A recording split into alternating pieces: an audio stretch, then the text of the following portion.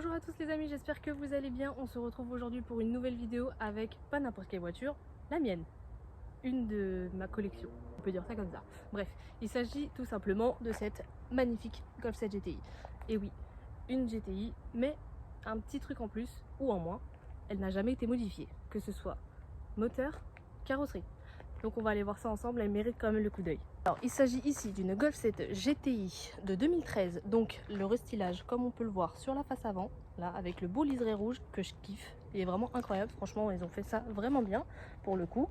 Je vais vous mettre dans l'autre sens. Comme je le disais, elle est 100% d'origine, donc on retrouve donc le liseré rouge, le beau liseré rouge que j'adore, avec le logo GTI juste là, le pare-choc hyper agressif je trouve, avec les anti-brouillard qui sont juste sur ma gauche. Le radar central pour le régulateur adaptatif, parce que même si c'est une 2013, elle a le régulateur adaptatif avec les radars à l'avant, les feux LED, xénon même, les feux de jour qui sont en LED et le xénon à l'intérieur. Vraiment, elle est super bien optionnée déjà pour son âge. Il faut savoir qu'elle a déjà plus de 10 ans. Que ça raconte au niveau des jantes. C'est les jantes d'origine, complètement d'origine. Je les trouve extrêmement moches, mais bon, la voiture je l'ai achetée comme ça, donc peut-être qu'un jour je changerai pour des jantes de Club Sport qui sont très belles d'ailleurs, et j'aimerais bien potentiellement un jour les changer. Au niveau de l'arrière, on retrouve une double sortie ridiculement minuscule. Donc les radars c'est pareil, les feux arrière en LED tout pareil. Ce que j'aime bien et la petite particularité, c'est qu'il n'y a aucun logo. Voilà, donc on ne sait pas que c'est une GTI si on s'y connaît pas vraiment. Franchement, pour mettre des tempêtes à des gens, il n'y a rien de mieux parce qu'ils savent même pas d'où ça vient. Pour l'instant, elle est d'origine, elle est très bien comme ça. D'ailleurs, elle est en vente, si jamais ça vous intéresse. Je mettrai le lien dans la description. On va passer au niveau de l'intérieur et après on ira voir le capot. Ce qu'il y a sous le capot. Je suis dans l'intérieur de la voiture et vraiment on a l'impression qu'elle est de 2019-2020 parce qu'elle est vraiment flambante, je trouve personnellement, et on dirait vraiment pas, elle fait pas son âge en fait. C'est comme les personnes aujourd'hui, t'as l'impression des fois qu'ils font plus jeunes que ce qu'ils n'ont en réalité comme âge, et bah elle c'est exactement pareil. T'as l'impression d'être dans une voiture de minimum 2018-2019 alors que c'est une 2013. C'est quand même assez incroyable, je vais vous montrer ça tout de suite. L'intérieur est tout simplement flambant neuf. On dirait vraiment qu'elle n'a pas son âge. La petite balle de golf, ça c'est plutôt mignon. Le volant 3 points 100% cuir. Avec le petit logo, le rappel GTI juste là. Le compteur, bon bah, compteur de GTI quoi. Alors, le seul truc que je pourrais dire sur cet intérieur qui est quand même très propre pour son âge, alors moi déjà c'est l'écossais. L'écossais, ce n'est vraiment pas ma came, je trouve pas ça très joli, mais bon, pour aller avec ambiance golf, je comprends, je ne dis rien là-dessus. Mais alors, le seul truc qui me dépite, et alors vraiment le seul truc qui me dépite dans cette voiture, c'est le toit ouvrant. Il n'y en a pas. J'avoue que ça aurait été une option que j'aurais bien aimé avoir dans cette voiture. Malheureusement, ce n'est pas le cas. Mais c'est pas grave, ça n'empêche pas qu'elle a extrêmement beaucoup de charme et que on va en prendre du plaisir à son volant. Donc écoutez, c'est regrettable, mais c'est pas très grave en soi. Le multimédia, on m'a beaucoup reproché qu'il était d'origine. Alors, je ne sais pas quoi faire. Est-ce que je change toute l'interface ou pas? Vous me direz dans les commentaires. Et si vous avez des idées, c'est vrai que je me suis pas trop renseignée là-dessus, mais pourquoi pas le changer pour un truc un petit peu plus récent. Effectivement, ça pourrait donner un air à la voiture beaucoup plus jeune encore. Vous me direz ce que vous en pensez. Après, au niveau des options, on est pas mal. Bon, la clim, bien entendu. On a les sièges chauffants. Bon, après cette belle description inter-externe. Ah bah non! C'est vrai, j'ai oublié un sacré détail. On va aller voir ça ensemble et c'est dans le coffre que ça se passe. Alors voilà, sur certaines générations de Golf 7 GTI, il y avait en option un attelage. Et c'est ce que j'ai là-dessus, donc je vais vous montrer ça tout de suite. N'importe quel attelage, regardez. C'est un attelage rétractable. Ouah. Elle est juste là et après tu tires et bam. Voilà. Bel attelage bien rouillé qui va servir à rien. Mais bon, il est là, il a le mérite d'être là. C'est ce que je voulais vous montrer qui était intéressant dans le coffre. Voilà. Je vais vous montrer au niveau du moteur, qui est, je le rappelle encore, est full stock. Donc, on est sur un 2 litres TSI de 220 chevaux, les années 2013, encore. Alors, qu'est-ce qu'on a fait sur cette voiture?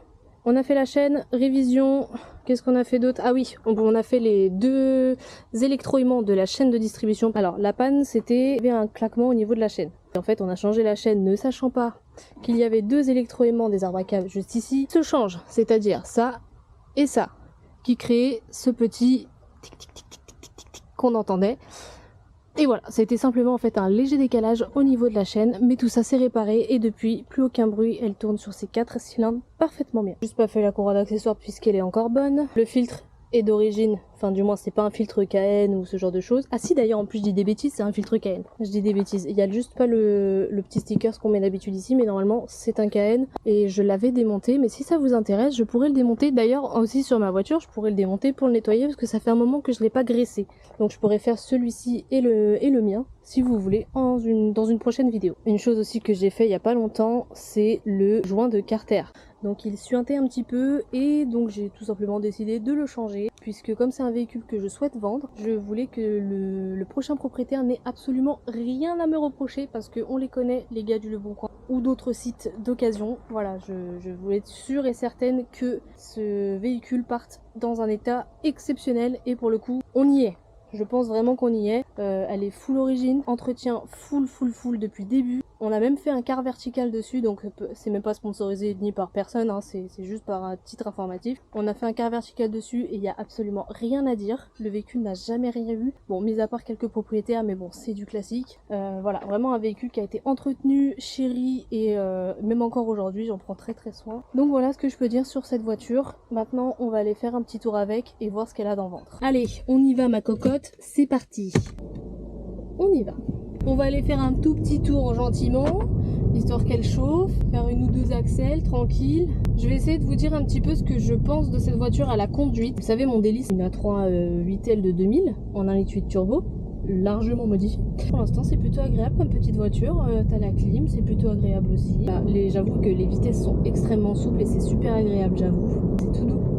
On va attendre un petit peu que l'huile moteur monte un peu en température parce que comme vous le savez, pour préserver la mécanique, il faut toujours laisser chauffer le véhicule à l'arrêt ou même en roulant, hein. Tu peux rouler, hein, c'est pas le souci, hein. Tu vas pas casser ton moteur parce que tu vas rouler à froid, hein, loin de là, mais c'est simplement pour que les pièces mécaniques, température d'huile atteigne au minimum, on dit généralement dans les 80, 90 voire 100, enfin même plutôt limite 100, plutôt 100 degrés, c'est assez optimal. Et après tu peux accélérer grand bien te fasse quoi. Je suis sur une voie d'insertion.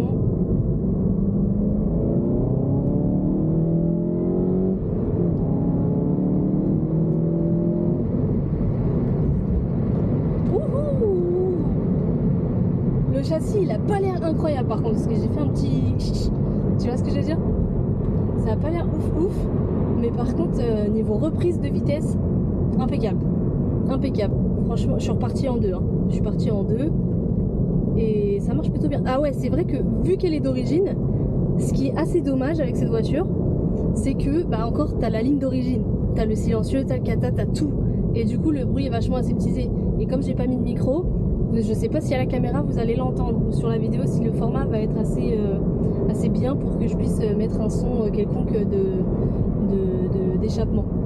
Mais c'est vrai qu'en daily, c'est plutôt pas mal hein, ce genre de petite voiture. Hein. C'est coupleux, ça marche bien. Je sais plus exactement combien de Nm elle fait. Mais 220. Oh putain, ça c'est super beau ça. Putain, c'était une AC Cobra, je sais pas si vous avez vu. Waouh, incroyable. Bon, ça doit être une réplique. Enfin, j'imagine. Mais waouh, j'ai envie de la suivre. Mais bon, je peux pas, mais. Oh, incroyable. Putain, elle était trop belle. Je sais pas si vous avez bien vu, j'essaierai de zoomer sur la caméra, mais elle est bleu nuit. Elle était pas noire, elle était bleu nuit. Incroyable.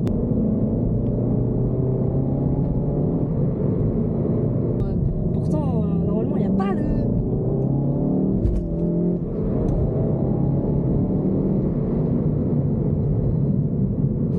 Par contre, Marion, freiner en virage, t'as déjà essayé, ça n'a pas marché, donc arrête de faire ça. En fait, à la base, avec la caméra, là, je voulais vous faire une prise sur une ligne droite avec la 360 sur le coffre, mais bon, elle est trop sale et j'ai pas envie que la caméra tombe.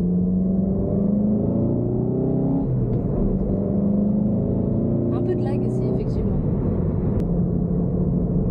Ah, bah une autre GTI, une Golf 7 GTI. Vous avez vu? Oh là là, je suis trop excitée là, c'est chiant. C'est chiant d'être comme ça tout le temps. Je dois fatiguer du monde, hein.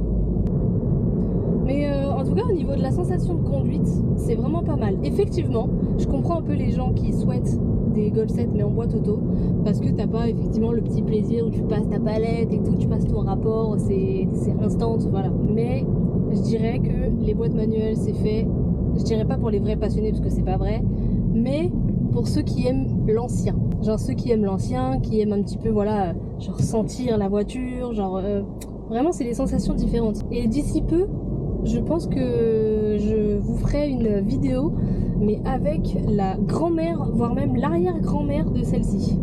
Et on fera un tour ensemble et vous verrez, ça va être sympa. Moi je préfère les Youngtimer, c'est vrai que voilà, mais bon, on fera ça ensemble, ça va être cool.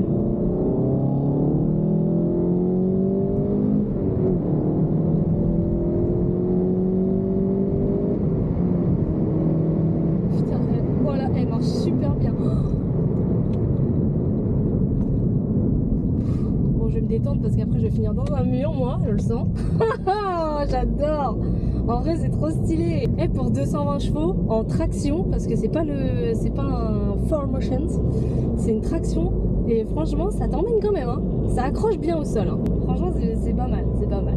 Et bientôt aussi, je vais passer du côté obscur de la force et je devrais filmer une BM. Et vraiment là, ça va être un autre délire. Et peut-être aussi, j'ai pas envie de spoiler tout ce que je veux faire, mais j'ai trop envie de vous en parler parce que c'est stylé. Mais donc, ouais, non, je vais pas trop en dire. Je vais pas trop en dire. Vous aurez les surprises pour les prochaines fois.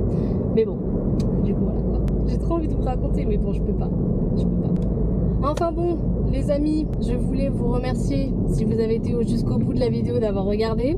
Ça me fait extrêmement plaisir et chaud au cœur de voir que vous êtes de plus en plus nombreux sur la chaîne et ça fait trop plaisir. Donc là, j'ai un rendez-vous. Je suis désolée, je vais devoir faire le truc en plus rapide, faire l'outro rapidement. Du coup, je voulais vous remercier de me suivre de plus en plus tous les jours. C'est super cool, ça fait chaud au cœur quand je lis vos commentaires. Voilà, c'est des jolis compliments, même sur ce que je veux faire ou ce que j'ai déjà fait, c'est super cool. Et donc je vais vous laisser sur cette petite fin avec la GTI. J'espère qu'il y a l'un d'entre vous qui voudra l'acheter parce qu'elle est en vente. Hein, donc je remets le lien dans la description. Donc n'hésitez pas à aller voir ça. Elle est pas très chère, elle est bon marché. Et franchement, pour tout ce qu'on a fait dessus, voilà la voiture. D'ailleurs, j'ai pas précisé, mais on a fait les pneus arrière et les roulements, très importants. Je voulais vous le préciser. Et elle a 138 000 km. Et c'est un véhicule qu'on l'a pas amoché. Voilà. Donc on en a pris soin. Donc voilà, n'hésitez pas à aller voir si ça vous intéresse et à me contacter via l'application ou même sur Instagram, je vais le remettre juste là. Et d'ici là, je vous souhaite une agréable journée si vous êtes en golf. Et pour les autres, je vous souhaite aussi une bonne journée. Et puis à bientôt.